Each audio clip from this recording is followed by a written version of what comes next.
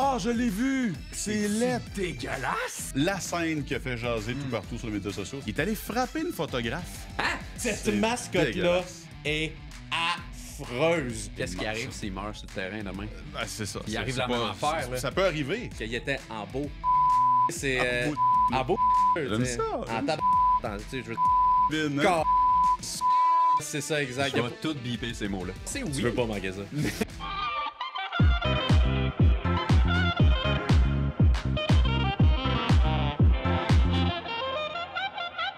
Épisode 3 des Rois du Sofa. Michel, on s'attend à quoi? Du farfelu, du moins farfelu, du Un peu de sérieux. sérieux, un peu de Ouais, sérieux. ben oui. Un siège éjectable avec Gab Bouchard. Oui, votre question des mascottes les plus épeurantes pour l'Halloween. Ça fait peur, ça. Et on va vous parler aussi des plus beaux masques de gardiens de but. On part ça? Ben oui. Let's go.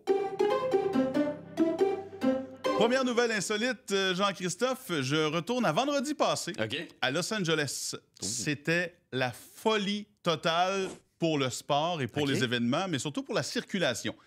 Écoute bien ça, il y avait 5 événements majeurs qui se passaient en même temps en soirée Ah, ouais. vendredi passé à Los Angeles. Il y avait le premier match de la Série mondiale. Ouais. Il y avait un match des Lakers à Los Angeles. OK. Il y avait un match de l'équipe de football de la NCAA, USC, OK. qui était là. Il y avait aussi un spectacle au Intuit Dome, qui est l'aréna des Lakers, pas des Clippers. Lakers, des Clippers. Et en plus de ça, au stade des Rams, il y avait un match de football d'école secondaire. D'école secondaire au stade des École Rams. secondaire au stade des Rams, Ça au doit être Lo-Fi cool, ça. Stadium. Imagine, il n'y a pas de pression pendant tout. Tu sais, Non, t'as genre 16 ans, puis tu joues devant 50 000 personnes. Ben, je sais pas s'il y avait 50 000 personnes, mais Ça devait être fou, ça, par pour exemple. réserver un stade de la NFL, faut que tu penses qu'il y ait pas mal de monde qui va venir. Colin. Mais là, 5 événements sportifs en même temps. C'est une ville d'à peu près 15 millions, là, si tu comptes tout aux alentours de Los Angeles. Et tout le monde se dirige vers 5 places. Puis là, le service de transport en commun de Los Angeles a dit aux gens, prenez pas l'auto, prenez le transport en commun, ça va Ben être bien oui. plus facile. Mais pas tant. Non? Parce que ils ont proposé de marcher entre une station de train et le stade des Dodgers, où il y avait la Série mondiale. Mais c'est une marche de 2 km. OK, quand même. 2 km un peu croche, en Ouais, montant des pentes, il y a des endroits, il n'y a pas de trottoir. C'est assez dangereux. Disons que pour l'accessibilité de tout le monde, c'est pas l'idéal, mais c'était le bordel Hey, ça total doit, là. vendredi passé Tu à Los vois Angeles. souvent, là, tu sais, dans l'action de grâce américaine, là, les images de LA là, avec le trafic monstre, ça devait être ça. C'était c'est ça, sûr, là. plus les stations de métro, l'autobus, Aïe, les aïe, trains, aïe, c'était aïe, aïe. complètement congestionné. Hey, tu parles du Intuit Dome. Mhm. C'était un nouveau stade pour les Clippers et ça, c'est un stade qui a coûté 2 milliards de dollars. C'est quand même assez incroyable. Steve Ballmer, d'ailleurs, était très fier de son stade. Et les Clippers ont joué leur premier match à leur nouveau stade et ils ont pris quelque chose des collèges américains parce que dans les collèges américains, si tu vois souvent, mettons, March Madness, les partisans de l'équipe locale qui se mettent derrière le panier où est-ce que l'équipe adverse va faire leur lancer franc et là, ils essayent de le déconcentrer, tu vois souvent ça, mais pas dans la NBA. Mais pourtant, dans le Intuit Dome, ils ont décidé de faire ça. Et il y a Steve Ballmer qui était dans cette section-là et qui se donnait en spectacle. Je te dis, le propriétaire, on parle Oui. d'un propriétaire, là. Ben, Steve Ballmer, c'est un intense. ça. Oui. Il s'est souvent mis à danser. Oui, puis oui. C'est ce qui est le fun, c'est qu'il est proche des gens, proche du partisan normal, régulier, même s'il est multimilliardaire, ce gars-là. Là. Il y a beaucoup de médias qui se sont demandé est-ce qu'on devrait faire ça dans toute la NBA, mettre des partisans de l'équipe locale Pourquoi pas? derrière les paniers pour déconcentrer l'adversaire. Tu sais, c'est quand même c'est cool. Ben oui, ça met dans l'ambiance. Ça met Ben, dans OK. l'ambiance. Hey, on passe de sport professionnel à un sport, les échecs. Oh, OK. OK. Il y a, écoute bien ça, il y a Christopher Yu, un jeune maître des échecs de 17 ans. OK. C'était un des plus jeunes grands maîtres de l'histoire, ou maître, je wow. ne sais pas exactement. À 9 ouais. ans, il était classé parmi les meilleurs de Ils la appellent ça planète. des Grandmasters en anglais. Ouais, là. mais lui, je ne sais pas c'est quoi son titre exact, OK. probablement ça. Mais ce que je sais, c'est qu'il a perdu un match du championnat américain, puis il était fâché. OK. Il était vraiment fâché, fait qu'il a déchiré sa feuille de pointage. Oh! Tu sais, dans le monde des échecs, tu fais pas ça. Non, OK. Mais attends, il a pas fait juste ça. Oh. Quand il est parti, ça n'a pas été capté sur des images nulle part, il est allé frapper une photographe. Hein? Il y a quelqu'un qui voulait prendre en photo le jeune, OK. puis il l'a frappé. Fait que là, il a été voyons. arrêté par la police, Voyons donc. accusé de voie de fait. Il est obligé de s'excuser. Il est expulsé du tournoi, expulsé de son club d'échecs de Saint-Louis. Lui, il a pris sa man. carrière, puis il a fait « fini ». Ben, je sais pas pour l'instant. En tout cas, là il est plus nulle part sur le radar, là, à part dans les mauvaises nouvelles. Là. Je comprends que c'est ta vie, c'est ta carrière, comme tu le dis, mais Frapper quelqu'un. t'as perdu une game. Ben, c'est ça. Accepte-le, mais. Calme-toi. Non, mais. Mais lui, il l'a sérieusement. pas accepté, puis il s'est pas calmé, puis là, il est en train de payer le prix solide. Ben, j'espère. Écoute, moi, je te passe des échecs au basketball. J'en reviens au basket. Du vrai sport. Ah, ben, Désolé, les joueurs d'échecs. Ouais, c'est ça. Je veux pas me mettre les joueurs d'échecs à dos, là. Mais il y a le Heat de Miami qui a dévoilé la statue de Dwayne Wade. Ah, je l'ai vu! C'est laid. Dégueulasse! Arc! C'est quoi ça? Like, that's crazy. I can't believe that. Who is that guy? Ça ressemble à rien. C'est n'importe quoi, ça ressemble zéro. C'est comme la statue de Ronaldo là, qui avait été dévoilée il y a pas si longtemps. Ceux qui écoutent en podcast, Oui. là, allez voir ça parce que c'est... Ça vaut la peine de voir à quel point ça ressemble à une face générique pas belle. Ah, pis d'un gars de 102 ans. Aussi. Sans joke, là, c'est vraiment atroce. Puis, ben, ça fait partie des nouvelles que c'est tout simplement dégueulasse. Bel hommage à une légende. Oui, pour toujours, il sera, il sera quelqu'un de pas Mettons, très beau. Dans 75 ans, il y a un enfant qui va passer. Papa, c'est qui? Je pense que c'est Dwayne Wade. Il Pas ressemble à sûr. ça aujourd'hui. Le siège éjectable en compagnie de Gabriel Bouchard. Gab, on va commencer par te présenter. Qu'est-ce que tu fais à RDS? Ben, merci de me recevoir dans votre royaume, vous, Ça fait roi du plaisir. sofa. Et Écoute, voilà. moi, je suis très heureux d'être ici. Mon travail, autrement dit, moi, je suis reporter-rédacteur à RDS. Je travaille pour Sport 30, je travaille pour l'Antichambre. Et je fais un peu de tout. Je peux aller sur le terrain, je fais des résumés de matchs pour Sport 30 que les gens peuvent écouter là, le matin en se levant ou en fin de soirée. Fait que tu fais les textes, les images. Exact. OK. Exactement. Tu joues, c'est toi qui vas sur le terrain. Non? Non? OK. Ben non, moi je suis plus, je te dirais, un sportif de salon, un bon sportif de salon. ok. Tu sais, moi, c'est pas compliqué. Je veux dire, j'ai déjà une carrière de joueur élite. J'ai un genou, une jambe qui a fait en sorte que ben, je joue pas dans la ligue, mais tu sais, Ah, honnêtement, c'est rendu pour là, ça. c'est juste des détails. Exact. Fait que j'ai juste voulu me recycler, Non, mais me recycler mon amour pour le sport, puis d'arriver puis de parler comme ça avec vous, puis de partager ma passion un peu chaque jour. Mais à c'est Sport quoi 30. qui fait un bon sportif de salon? Ben, ce qui fait un bon sportif de salon, il faut comprendre que c'est avoir un bon cœur, parce qu'il faut aimer notre équipe. OK, pas le cardio, là. C'est le non, cœur, non, l'amour. non, c'est ça, OK. c'est l'amour. Tout est dans l'amour, parce que on va se faire briser le cœur, on va faire plein de choses. Puis c'est drôle parce que, Michel, t'es là pour en parler parce que t'es un fan des Cards. Ben, je ferai pas de cachette. Moi, je suis un petit peu plus fan des Bears de Chicago. Puis c'est drôle parce que dimanche, il y a eu un match là, qui était attendu entre Jada Daniels et Caleb Williams, les deux premiers choix au dernier repêchage de la NFL. Deux corps arrière qui sont des carrières de concession. Élite, là. Exactement. Ouais, T'sais, ouais, ça va on bien. attend de grandes choses de la part de ces deux corps arrière-là.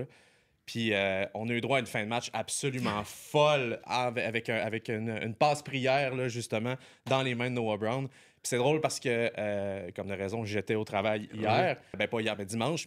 Autrement dit, il y avait un autre fan des Commanders et il y avait moi qui regardais le match. OK, Et là, dans la salle des nouvelles, il y avait un fan des Bears et un fan des Commanders. peux-tu croire à quel point la vie Ça, est bien? ça arrive jamais, ça, qu'il y a deux fans de ces deux équipes-là, une à Surtout- côté de l'autre. Surtout pas des... Qui travaillent des à- Bears, quand même. Qui là, des travaillent à Commanders, c'est un peu RDS, moins. qui travaillent à RDS, Ouais. qui sont là à regarder le match tous les deux. Puis jusqu'à ce moment-là, le match n'était pas nécessairement ce à quoi on s'attendait, mais ce jeu-là a été tout simplement incroyable. Ça a été quoi la réaction? Écoute, c'est drôle parce qu'en l'espace de 2 secondes, il y a eu un changement complet où t'avais moi qui était comme, bon, ben regarde, on a gagné le match, puis ça va être un jeu qui a aucun sens, autrement dit. Et t'avais justement mon collègue qui était là, ah, ben, tu sais, si On on peut sait avoir jamais. quelque chose. Tu sais, moi, je vivais je vivais d'espoir qu'il se passe rien, lui vivait d'espoir qu'il se passe de quoi. Et là, soudainement, ça a switché de bord, les cris partout, parce que là, tout le monde capotait. oui. Je veux dire, on est tous des gens qui regardent le sport avec beaucoup de passion. Et là, cette passion-là s'est transposée partout. Et t'avais juste moi qui était comme... Ça n'a pas de Non, bon sens. puis il y a une réaction que j'ai trouvée bien drôle sur les médias sociaux. C'est un amateur de lutte, Michel, Seth Rollins, Ouais. qui est un lutteur, grand fan des Bears de Chicago. Et Ah, il ça, je était- savais pas. et il était au match hier. Et il y a quelqu'un sur les médias sociaux qui montre sa réaction avant ce qu'on appelle en bon français le Hail Mary. Ouais. Et sa réaction après est, je pense que sa mâchoire est encore collée sur le plancher. Mais écoute, ça fait partie d'être d'un sportif de salon. On aime notre équipe pour beaucoup de moins bons, mais parfois les petits moments de bonheur qui peuvent nous amener. T'en as eu un petit. Parfois, j'en ai des petits.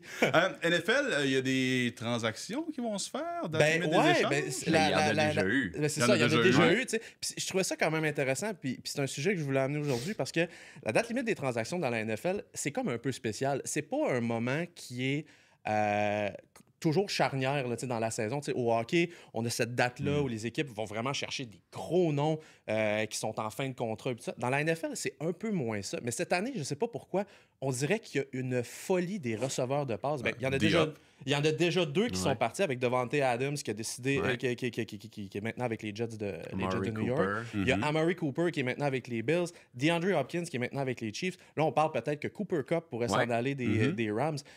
C'est beaucoup de gros noms là, qui pourraient changer d'adresse. Puis je trouvais que c'était vraiment intéressant. Puis moi, en tant que bon sportif de salon, bien évidemment, moi, ce que j'aime beaucoup, les gars, là, c'est les arbres de transactions. Tu sais, quand il y a un choix au repêchage qui est échangé, t'aimes ça voir un peu qui a donné quoi, les trade trees, qu'est-ce qu'on appelle. Tu sais, un des fameux, c'est justement de savoir que, je sais que tu es un fan de Lane Hudson, que Brett Kulak nous a permis d'avoir Lane Hudson avec ce choix de deuxième ronde. Fait que moi, j'aime ça, ce genre de petites affaires-là, puis j'ai tout le temps été un amoureux de ça. Fait que de savoir qu'il y a des transactions qui pourraient être complétées avec justement des joueurs qui pourraient avoir beaucoup d'impact. On parlait des Bears tantôt, le trade tree de Caleb Williams, justement, qui a donné Bryce Young aux Panthers. C'est le pire échange de l'histoire des Panthers. C'est la pire transaction. Là. Mais écoute, je parlais des petits moments tantôt là, de bonheur. Ça, chaque fois que je me sens pas bien, je regarde ça puis je fais comme... Ma journée n'est pas si les Panthers. C'est comme, je pourrais être le DG des Panthers puis avoir accepté cette transaction-là. Tu serais plus le DG des Panthers. Probablement qu'il fait la même. En fait, c'est drôle parce que probablement qu'il fait la même chose, mais de son salon.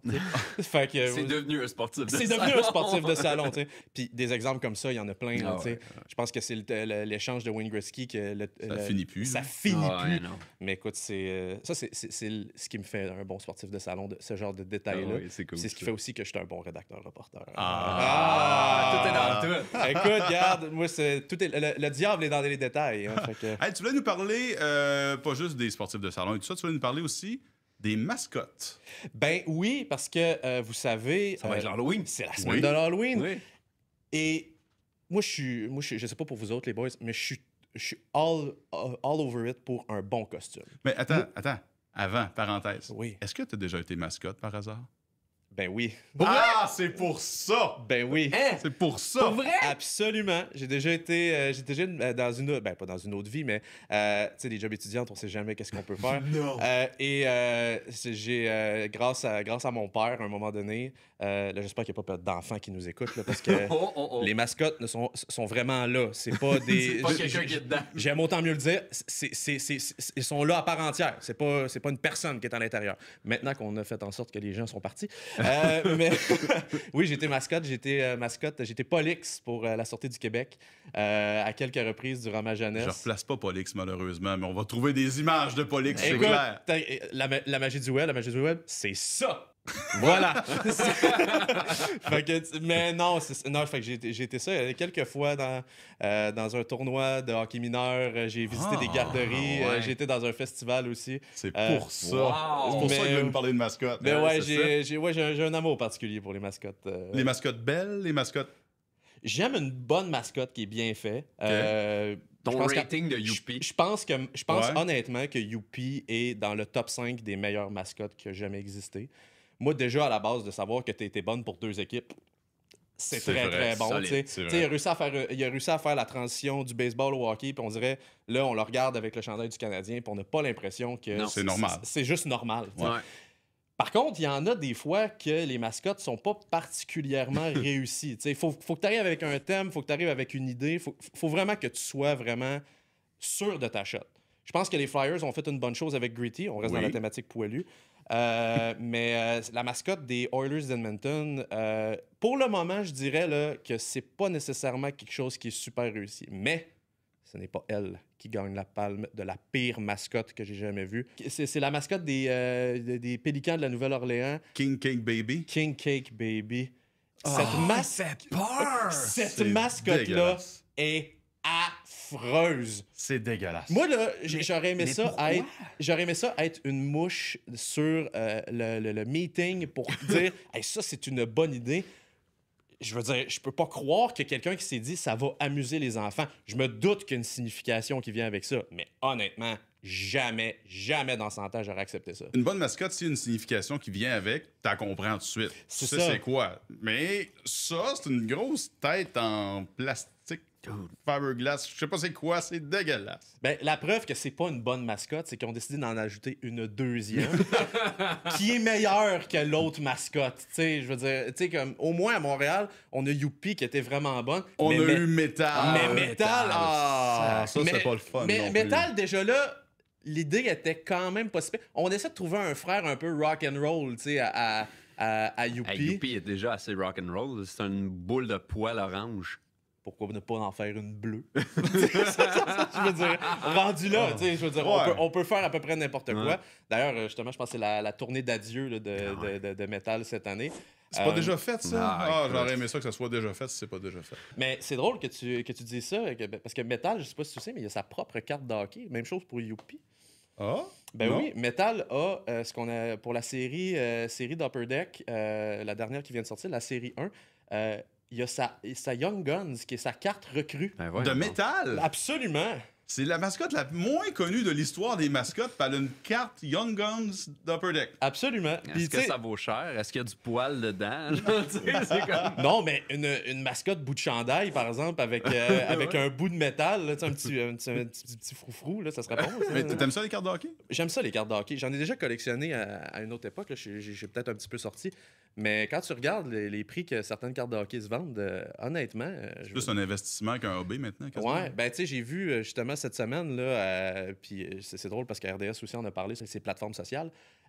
J'ai vu qu'il y avait une carte de hockey de Lane Hudson, une Outburst, justement, une Young Guns aussi, qui se vendait là, pour au-dessus de 15 000 là, pis ça. Puis le prix continue de monter. là. C'est absolument incroyable. C'est de l'argent, là, mais les gens sont passionnés pour ça. Puis ça aussi, ça fait partie d'être un bon sportif de salon. Tu sais, c'est ce genre d'affaires-là qui font en sorte que tu es passionné pour ton équipe. Puis ça, j'admire ça. Parce que c'est pas quelque chose que je ferais. Ça. Tu sais, moi, je suis pas dans cette lignée-là pour être un bon sportif de salon, mais les gens sont prêts à aller là.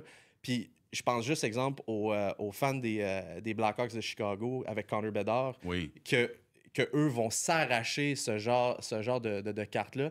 D'ailleurs, il y a plusieurs personnes qui mettent des montants astronomiques. Là, j'ai vu justement que cette semaine, il y a la série SP Authentique qui sort et il y a une carte autographiée avec un bout de chandail de Connor Bedard, 1 sur 1, qui va sortir. Damn. Et il y a déjà un groupe de personnes qui ont dit « Moi, je suis prêt à mettre 72 000 pour ça, pour avoir la carte. » Fait que, tu sais, Ça n'a pas de sens. ben c'est ça, mais c'est ce genre de choses-là que les gens sont prêts à s'offrir. Même que pour la Outburst qu'on parlait justement de Connor Bedard, parce que c'est arrivé, il y a des gens qui étaient prêts à mettre jusqu'à 1 million de dollars pour l'avoir. C'est que, tu sais, Ces gens-là, j'ai quasiment le goût de leur dire, regarde, paye ce qu'il me reste à payer sur mon hypothèque. Tu le verras même pas passer dans ton compte. Moi, ça va changer ma vie. Puis tu peux pas t'acheter ta carte de baseball de Ben, hockey c'est aussi. ça, tu sais. Ouais. Tu sais, je pense qu'on pourrait peut-être arriver à parler avec ces gens-là. Tu sais, comme, j'ai des investissements qui vont peut-être changer plus de vie que d'avoir une Oui, carte de hockey. mais ça. Puis je pense qu'on peut parler de 3 personnes, entre autres, autour de la table ici. Mais non, c'est fou à quel point les gens peuvent avoir de l'amour pour certains joueurs de hockey. Mais c'est le fun aussi de pouvoir collectionner ça quand tu t'y connais, puis d'essayer de prendre un pari pour certains joueurs, puis d'avoir une carte qui vaut pas grand-chose, puis finalement vaut vraiment cher. Non, c'est vraiment le Moi, fun. je serais surtout curieux de savoir les gens qui ont payé très cher pour une carte au final qui vaut rien. Écoute, Ouais, les Pat Falloon dans le temps. là. Ouais, non, mais c'est ça. écoute, tu sais, c'est... La carte recrue d'Andrew Raycroft, là. C'est ça. Non, mais exact. Tu sais, je veux dire, quel mais là- joueur- Non, mais il y en a plein des joueurs comme ça là, qui ont. Tu sais, Jim Carrey, dans le temps, sa Ben carte oui. recrue devait valoir combien? Aujourd'hui, le seul Jim Carrey qu'on connaît, c'est celui qui a fait le masque. Là. Fait que, tu sais, c'est grosso modo, c'est ça. Là. Non, c'est particulier. C'est vraiment particulier. Hey Gab, t'es sur le siège éjectable. Ouais. T'as pas été éjecté. Non! Fait qu'on te garde pour le prochain segment. Ben écoute, je suis avec plaisir. Parfait. Oh my God! Segment réaction exagérée. Et oui, encore une fois, cette semaine, je vais y aller. Oh, je vais y aller fort, Michel. C'était bon la première fois. Oui, mais là je me recrinque. Là. Alright. Je vais avoir besoin de ma tisane. Tu vas-tu encore parler de Aaron Rodgers? Non, mais je parle encore de football, par contre. OK. Je vais parler de Tua Tagovailoa. Je veux surtout parler des Dolphins et de la NFL. Parce que c'est clair qu'un joueur de football va vouloir jouer. Tu sais, on s'entend, c'est dans son ADN. Là. Le gars veut jouer au football. Rendu là, il faut que tu le protèges. Parce que je comprends que c'est normal, on l'a vu là, lors du dernier match des Dolphins. Les Dolphins sont clairement meilleurs avec Tua qu'ils le sont sans Tua. Et c'est aussi la même chose pour la NFL. Le spectacle est meilleur. Par contre, quand c'est rendu la vie d'un gars, on l'a vu il y a quelques années, il y a eu la réaction de fencing, donc Les doigts mains de pige. qui. Ouais. Ce gars-là est à une commotion de manger des smoothies puis que ça coule là, son menton. Puis je comprends pas pourquoi il joue encore au football. Puis, tout simplement. Je veux pas défendre le gars, je veux pas défendre personne, mais au final, le dernier mot, c'est lui qui a le dernier mot. Non, je suis pas d'accord. Je suis pas d'accord. L'équipe a un mot à dire là-dessus. Si les médecins disent non. Ben, c'est ça. Est-ce que c'est les médecins qu'il faut blâmer? Est-ce que c'est les médecins qui devraient dire OK, nous, on te donne l'équipe. pas le green? Moi, honnêtement, là-dessus, je suis un peu d'accord avec JC. Je pense que c'est important, à un moment donné, de protéger un peu l'athlète de lui-même parce que il faut qu'on aille un œil un peu extérieur pour pouvoir protéger ces gens-là. La dernière commotion cérébrale de toi, là, c'est un plaqué de routine. Normal. C'est rien. Ouais. C'est absolument rien. On est loin là, d'un gros coup à la tête. C'est un jeu de football. Puis c'est ce genre de jeu-là qui l'a tenu à l'écart. À un moment donné, il faut que tu arrives avec une situation là, où tu dis OK, là, est-ce qu'on veut avoir ce gars-là en santé parce que tu as une famille après? Moi, je pense qu'au final, il y a certaines exceptions. Après, je suis entièrement un peu avec toi, Michel, aussi, que ça revient à la décision de l'athlète. Mais je pense qu'il y a un point à un moment donné que c'est de l'entêtement de la part de l'athlète. Ouais. Ça, c'est Il vrai. faut protéger un peu ces gens-là. C'est des êtres humains. Il y a une vie après le football, puis je pense que c'est important. Juste que ça soit clair, je suis d'accord avec vous autres. Oh, Je suis d'accord qu'il n'y a, Ouais, pas d'affaire à non. jouer. Il n'y a pas d'affaire à Oh, jouer. ouais. Mais admettons que la NFL dit OK, on veut plus que tu joues, c'est trop dangereux pour toi. Imagine tout ce qui arriverait après. Ouais. Des poursuites. Je veux jouer, ils veulent pas que je joue, j'ai le talent, j'ai le contrat, les assurances, qui paye quoi. Là, ça devient un chiard Qu'est-ce qui immense, arrive ça. s'il meurt sur le terrain demain? Ben, c'est ça. Il C'est- arrive c'est la pas- même affaire, c'est- là. Ça peut arriver. Je pense qu'à un moment donné, c'est important de faire comprendre aux gens qui sont sur le terrain de football, c'est correct que vous vouliez vous dépasser, puis c'est correct que vous avez une athlète, puis que vous ne voulez pas passer pour quelqu'un qui nécessairement là, se blesse Brime constamment. Mais rendu là, fais attention à toi. Je pense qu'au final, on préfère t'avoir sur le terrain en santé et savoir que tu vas bien. Surtout que Tu sais, une carrière, c'est pas une vie. Là. Non, Tu sais, t'as vraiment, surtout une carrière de football, là, c'est tellement court. je pense que la moyenne, si je me souviens, c'est quelque chose comme 5 ans. C'est ça. C'est l'équivalent d'un contrat de Tu vas recrue. scraper le reste de ta vie pour ça. Puis ça, c'est parce qu'il y en a qui ont des carrières de 15 ans. Là. Il y en a Ouais. qui ont des carrières vraiment plus courtes Exact, que ça. Là. C'est exact. souvent 1 an et demi, gros max. Là. Exact. Et non, c'est. Il n'y a pas d'affaires sur le terrain. Fait que D'accord, voilà. Je suis d'accord avec vous autres. Moi, je passe du football à la Ligue nationale. OK. Match canadien Flyers, Oui. dimanche. La scène qui a fait jaser tout partout sur les médias sociaux, c'est Arbor Xhekaj. Parce que là, il y a Sean Couturier qui plaque Kirby Dack, qui reçoit un coup semi à la tête. Ouais. Arbor Xhekaj va voir Sean Couturier. Puis probablement qu'il a dit à Couturier, si on se bat pas, je vais plaquer tous tes joueurs de ton équipe jusqu'à la fin de l'humanité. Fait que là, Couturier a lâché les gants en premier. Xhekaj a droppé les siens. Puis là, t'as Sealer qui est arrivé de nulle part pour être le troisième homme dans la bagarre avec les gants lâchés. Puis c'est juste Xhekaj qui a une pénalité. Le seul joueur puni dans la séquence, c'est Arbor Xhekaj pour conduite antisportive. Les Flyers ont un avantage numérique même. Puis il y avait 2 joueurs qui avaient laissé les gants. Et là, j'entends tout partout, c'est la pire décision des arbitres de l'histoire qu'on a vue. Non, ce n'est pas la pire décision des arbitres. La passe avec la main de Thomas Shartel à Eric Carlson. La main de Dieu de Diego Maradona. Non, la pire décision des arbitres, selon moi, là, c'est pas l'affaire de Xhekaj et des Flyers. C'est Nick Suzuki qui avait reçu un coup de poing de Braden McNabb en série contre les Golden Knights en 2021. Je sais pas si vous vous rappelez de cette séquence-là. Oui! Non. Il y avait l'arbitre Chris Lee qui était à côté du mais là. but. Ouais, je sais, c'est Chris Lee. Mais il y avait Chris Lee à côté du but. Il y avait Nick Suzuki qui était là, puis Braden McNabb des Golden Knights qui avait sacré un coup de poing, un beau soccer ouais. punch. Là. Suzuki l'a jamais vu venir. Puis l'arbitre a tout vu ça. Puis il a fait Ah, il a sifflé, puis OK, c'est beau, continuer après ça. On C'est fait du rien. hockey de série. Puis, C'est ça, il a that's it. sifflé. Ok. Il a signalé quelque chose, mais il n'a pas donné de pénalité à Brandon McNabb, puis il venait de recevoir un coup de poing d'en face. Ça aurait mérité au moins un 5 minutes pour Mais cette tentative de cette blessure. série-là, si je me ça a souviens. été la pire décision. Cette série-là, si je me souviens bien, il y avait eu plusieurs là, décisions un peu douteuses. Ben, c'était là. Chris Lee. Ben, ouais. Mais tu sais, il n'y avait pas eu aussi Corey Perry qui avait eu là, un coup de bâton en plein visage, puis ça n'avait pas été appelé. Là. Oui, sais, il avait c'est- la face en sang. Ben oui, c'est ça. Tu sais, je veux dire, une cicatrice à vie, puis pourtant, tu peux pas passer 2 minutes au vent des pénalités. Je pense qu'on ce qu'on peut retenir, c'est l'inconstance. Tu sais, le Mhm. fameux livre en saison, le livre en série, ça, c'est. Mais c'est clair, Complètement c'est clair ridicule. aussi, tu sais, puis pour revenir là, justement là, sur la décision des officiels face aux Flyers, de l'inconstance, il y en a dans tous les sports. Tu sais, combien de fois on a entendu des partisans du CF Montréal parler des officiels en MLS? Combien de fois on a entendu des partisans des Alouettes parler des officiels, des officiels En dans la LCF, LCF? ouais. Je veux dire, il y a de l'inconstance partout, puis ça date pas d'hier, puis on dirait que les gens cherchent peut-être à avoir des décisions noires ou blanches quand parfois il y a peut-être des zones grises. Mais Puis- là, pour Jacky, c'est juste illogique. 100%. Non, mais C'est là-dessus, pas, c'est pas inconstant, c'est juste illogique. là-dessus, je te rejoins. Tu sais, je trouve ça un peu spécial que ce soit lui qui. Tu sais, c'est lui qui est au sol, c'est lui qui est chassé. Puis je pense qu'on le voit un peu sur la reprise. Tu vois que l'officiel pointe. Oui. Je pense que n'importe quel partisan du Canadien pense qu'il pointe Nick Seeler. Et là, l'incompréhension la plus totale. Puis je pense que la réaction, pour faire un lien avec le nom de cette chronique, la réaction de Martin Saint-Louis n'était pas trop exagérée non plus parce qu'il était en beau Ouais. siffleux sur le banc. Fait que, tu sais, c'est, En beau siffleux. En beau siffleux. J'aime tu sais. ça, En j'aime tabarouette. Tu sais, je veux Colin dire. de Bin. Colin. Et soda. Ah, c'est ça, exact. Je vais tout biper ces mots-là. Ouais, c'est ça. Je veux vas-y. qu'on reste dans la Ligue nationale Oui, parce vas-y. que pour moi, là, je m'en vais dans l'Ouest. Les Jets de Winnipeg, pour moi, ce n'est qu'un mirage. Ça n'existe pas, ces succès-là des Jets. Une série de 8 victoires, chapeau, bravo. Mais quand tu gagnes uniquement 2 victoires contre des équipes de haut classement, pour moi, ça veut rien dire. Je dois vous nommer, là.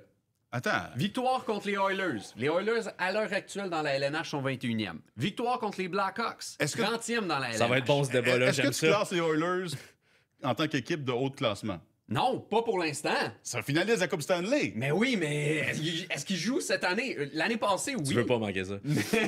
Non, mais cette année, ils jouent pas comme des finalistes de la Coupe Stanley. OK, même si je t'aimais milieu de classement. OK? Tu OK. sais, ils font les Ouais. séries, mettons. Oui. Quand même, là, le Wild, ils ont battu le Wild qui sont 7e actuellement, qui ont une très bonne saison. Après ça, les Sharks, 32e Non, sur les Sharks, 32. ça, je te le donne. Les Pingouins qui ont une année de misère, là, c'est beau. Ils ont Crosby, ils ont Malkin, ils ont... Non, ils sont 28e. Les Blues, on l'a vu contre les Canadiens, c'est une bonne équipe de hockey, mais c'est pas Mm-hmm. Dieu, là.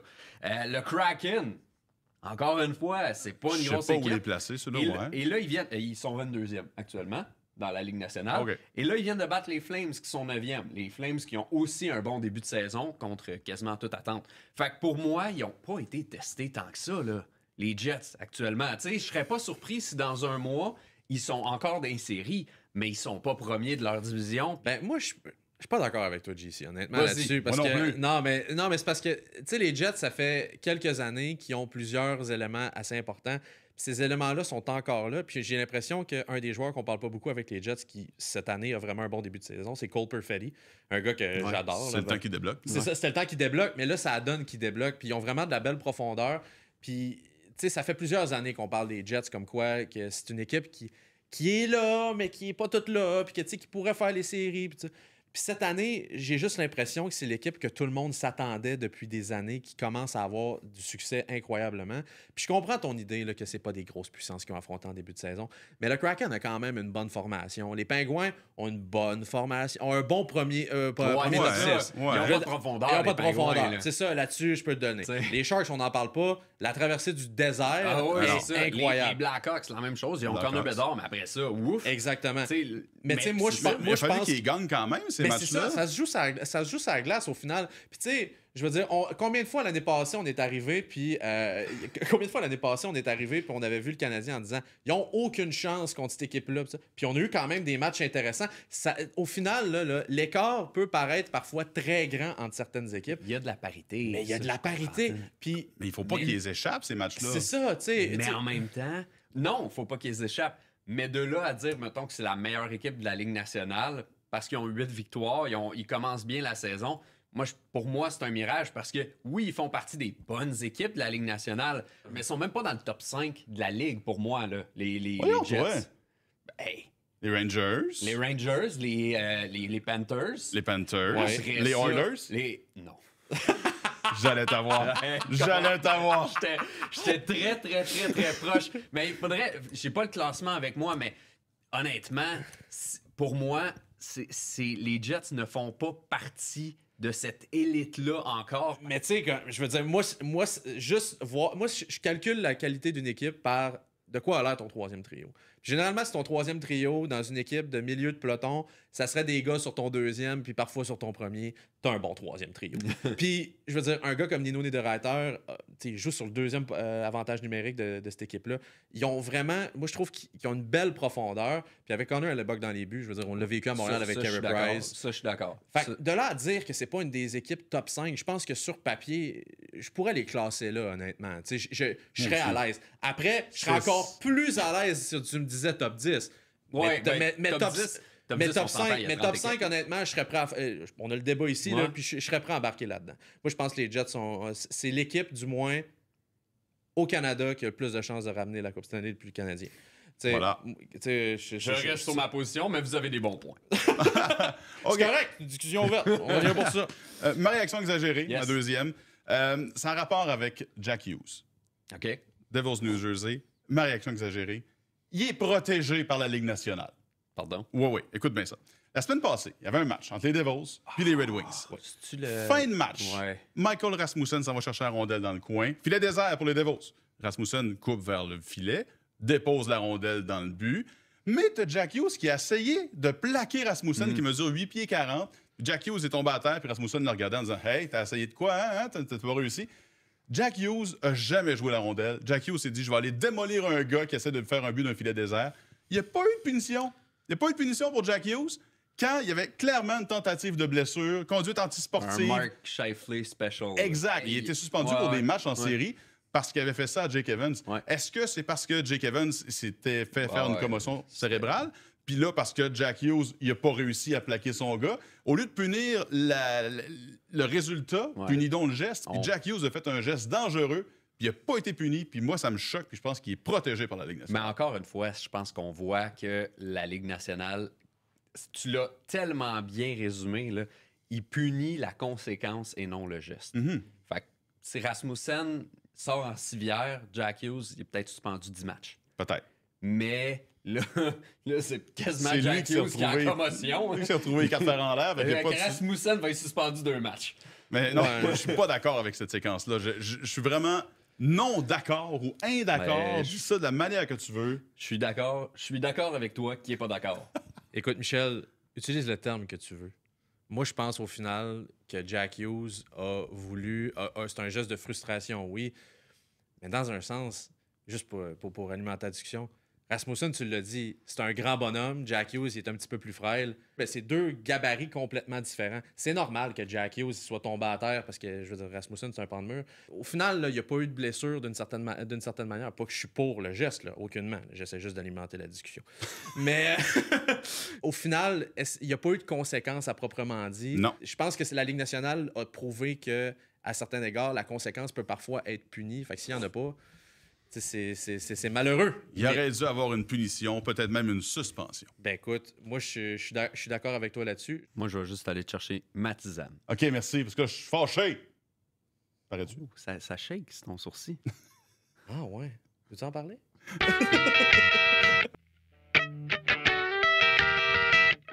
Le 1er novembre 1959, Jean-Christophe, Yes. Jacques Plante portait un masque pour la première fois de l'histoire de la Ligue nationale. Un gardien protégeait sa face, ce qui est juste logique Ouais. maintenant, mais dans le temps, ça ne l'était pas. Il était pas capable de lever à POC. Ah, c'est peut-être pour ça la palette dread. Mais pour rendre hommage à cette date et aux masques, on regarde les plus beaux masques de la Ligue nationale, selon toi et moi. Yes. C'est notre opinion, Ben oui. c'est notre vision Ben oui. des choses. Je commence tout de suite Vas-y. avec un masque qui a marqué ma jeunesse. Ah ouais? Brian Hayward des Sharks de San Jose. Ah, le masque avec les dents autour de la Oui. face, là. Ah, oui. C'est cool. J'avais ça. sa carte Pro 7. Ah ouais. Je l'avais à peu près 50 fois parce qu'elle valait 10 cents. Ah, il est vraiment nice, là, l'espèce de requin qui ouvre sa bouche, c'est très cool. Puis j'imagine que ça n'a pas juste marqué toi, tu sais, ça a marqué la génération complète. Parce que j'ai l'impression que ce style de peinture-là, Ouais. les gardiens et les peintres se sont dit, les artistes, ah, OK, on peut aller autre chose que juste le logo. Ouais. Oh, OK, fait que là, ils se sont laissés libre cours à leur imagination. Puis j'ai l'impression que ça, je me trompe peut-être, mais j'ai l'impression que ça a été comme un tournant vers la mode des casques de gardien de but. Faudrait que je me renseigne plus, mais j'ai l'impression. Il y a un précurseur à ça, puis c'est un de mes choix, là, c'est Gilles Gratton. Gilles Gratton? Oui. C'est un gardien hyper méconnu, un gardien des Rangers, Ouais. un Québécois, tu le devineras, qui lui, dans son temps, il y avait Ken Dryden qui avait des cercles, il y avait Ouais. Jerry Cheevers qui avait des cicatrices Ouais. sur son masque. Il feuilletait un magazine de National Geographic OK. pendant qu'il était en voyage avec l'équipe. OK. Et il a vu la photo d'un tigre. Et il s'est dit, je veux ça sur mon masque. Fait qu'il a Hein? contacté quelqu'un, un peintre, il a payé de sa poche 300 $. Ça a pris 7 jours et il a fait faire ce masque-là. Hein? C'est un des masques les plus connus, reconnus d'aujourd'hui. Ce qu'il faut savoir, c'est qu'il ne l'avait pas montré à personne, ce masque-là. Et après l'hymne national, a mis son masque. Et les arbitres, au lieu de mettre la rondelle puis Ouais. de commencer le jeu, tout le monde est allé voir son masque sur la glace. Je comprends. Fait que c'est un des précurseurs parce que dans ce temps-là, les gens ne peinturaient pas vraiment leur masque. Et lui, il est connu pour ça. Pas comme joueur de hockey, mais pour avoir porté un masque de tigre. OK, fait que mon Brian Hayward qui a mis une courbe, non, c'est pas lui, il a c'est peut-être- il a Gratton. peut-être mis une courbe dans ces années-là, mais parce que les autres, ça n'a pas suivi nécessairement. là, Tu, s'entend? tu me connais, tu sais que j'ai des fois j'ai un cerveau qui pense un peu de façon bizarre. Puis là, on s'est dit on va faire les plus beaux masques, mais il y a un masque qui est tellement laid que je trouve qu'il est beau. Oh non. Moi, je suis allé là. Parce qu'il y en ouais? a d'autres beaux masques, mais Ok. il est tellement pas beau, celui de Tommy Soderstrom, qui a joué pour les Aucune idée de Flyers, quoi tu les me parles. Islanders. OK. Regarde bien ça. C'est un casque de joueur. Oh! Qu'est-ce que c'est ça? Un casque de joueur avec une grille surdimensionnée. On dirait une affaire de. Ben voyons Un donc. genre de grillage à poule, je sais pas quoi, puis un protège-cou qui protège pas le cou. Il protège le chest parce qu'il y a un espace entre la grille et le cou. C'est tellement pas beau, c'est tellement laid. Ça a l'air d'un casque d'un gardien improvisé d'une ligue de garage, tu sais. Ouais, genre, hey, toi, tu veux-tu gauler? Ouais, ah ben, j'ai juste une grille comme ça. Je sais même pas où ça se vend. J'ai jamais vu ça de ma vie, une grille comme ça. Elle est beaucoup plus large que sa face, que son. C'est pas beau, mais au point où je suis comme, OK, lui il était game. Dans les coins de Arthur Sirbé, Dominique Hachek un peu. Là. Ouais, mais fois 1000. Oui, c'est ça. La version Wish de tout ça. T'as parlé d'un masque qui a marqué un peu ta génération. Moi, il y en a un qui a marqué la mienne et j'ai nommé celui de Patrick Lalime. Celui Lequel? avec Marvin le Ah Martien, oui! c'était la mascotte de Patrick Lalime. Et ce qu'il faut savoir, c'est que c'était même pas son idée. C'était l'idée de Ok. sa femme. Lui, il voulait une paire de yeux au-dessus des siennes. Puis sa femme a dit, hey, tu devrais mettre ce gars-là, Marvin le Martien, puis qui regarde directement les joueurs. Parce que lui, pas qu'il avait aucune idée c'était quoi, c'était qui, mais ça a été son idée et ça a été son emblème tout le long. Là. Il l'a eu avec les Sabres, il l'a eu avec les Blackhawks. On le connaît surtout avec les Sénateurs. Mais pour moi, c'est un masque qui m'a marqué, qui a marqué ma génération parce que les Sénateurs sont pas trop loin de chez nous. Ah, c'est bon, ça, je savais pas cette histoire-là. Eh oui!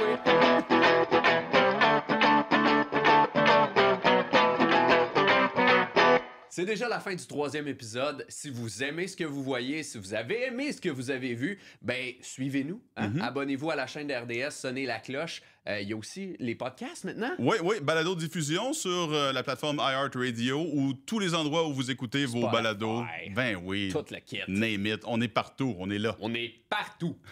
Partout.